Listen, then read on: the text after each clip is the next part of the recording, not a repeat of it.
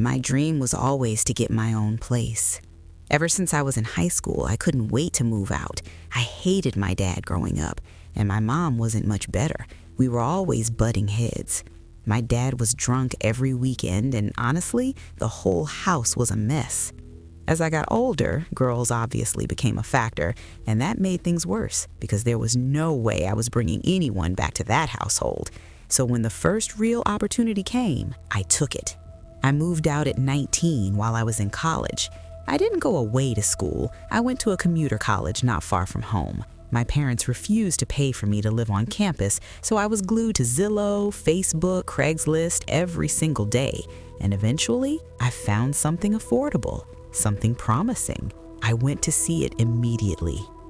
The layout mattered, so let me explain it. When you walked in, you stepped into the living room and dining area, one open space. The kitchen was right next to it, separated by a wall. To reach the bedroom, you walked down the hallway. There were 2 closets along the way.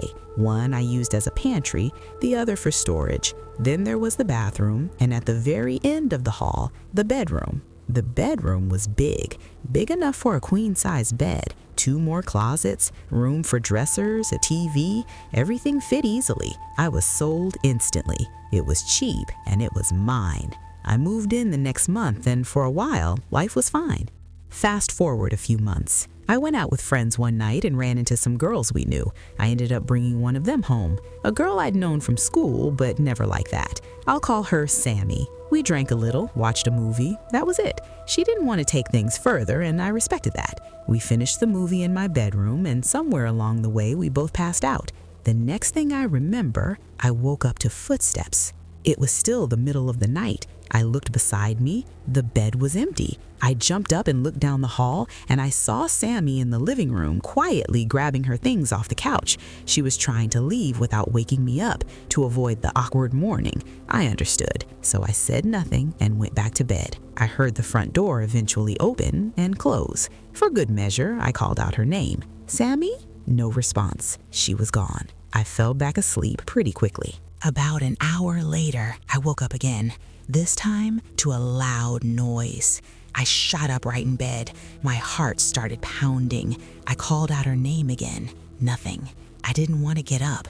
I was scared. So I grabbed my phone and texted her, asking if she was still in my apartment. I knew that was weird, but I was terrified.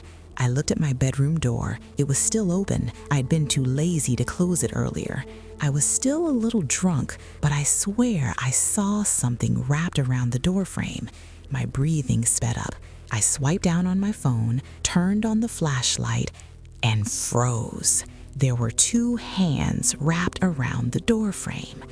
As soon as the light hit them, they tightened and pulled back out of sight. The scream I'd been holding in finally came out, raw, panicked. I screamed, "Get out! Get out!" over and over. When I finally forced myself out of bed, the hallway was empty. I flipped on every light. I checked the closets, the bathroom, the living room. There was nowhere to hide. I even checked under tables, inside cabinets. No one.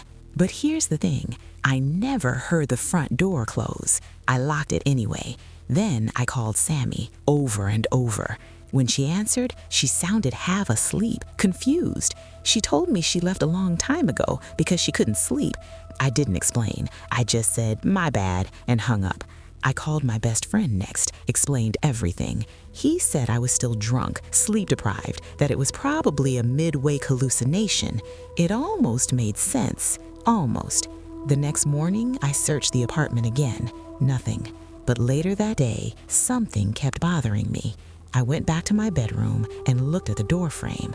There were fingerprints, clear, obvious, exactly where I'd seen those hands. I took a picture. I still have it. I called my dad. He told me I was an idiot for not locking the door, but said I should take it as a lesson. And he wasn't wrong. I don't know who came into my apartment that night, and I don't know why they chose to do the creepiest thing possible, But when my lease ended, I moved, and I never looked back. My parents' house never felt like a normal home. My dad traveled constantly. My mom was always out, with friends, family, somewhere else. I wasn't abandoned, but I was alone. From 16 on, I basically lived by myself. I knew every sound that house made. That matters, because this wasn't the kind of house where creaks scared you. It had character. This happened on a night I knew I'd be alone. Dad was out of town. Mom was staying at my aunt's. I didn't care. That was normal.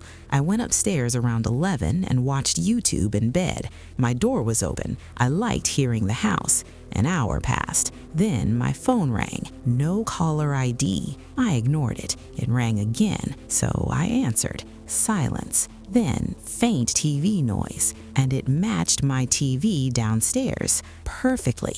Not delayed, synced. That meant whoever was on the phone was inside my house. I yelled, "Who's down there?" The line went dead. Then I heard the floor creak downstairs. Then someone cleared their throat. I locked my door. I called my dad. No answer. I called my uncle. While we were talking, my phone buzzed again. No caller ID. I answered. Footsteps outside my door. The knob jiggled, knocking. I merged the calls and yelled, "It's not my dad! Get here now!" The caller hung up. Footsteps moved away. 7 minutes later, my uncle arrived. The kitchen window was open. The cops came. They traced the call. It belonged to someone I knew, someone from high school. No arrest, no answers, just fear. Years later, it happened again. Different house, different night, same feeling. I woke up thirsty in a dark basement and saw a black mass in the corner. It was a person. I pretended not to notice, walked past them, slow, calm. When I looked back, they were at the bottom of the stairs. I ran, slammed the door, woke the house. The basement door was open again, the back door too. The cops came. Nothing was found. But I never slept in that basement again. And to this day, whenever I think about those nights, I still picture that corner and that black mass watching.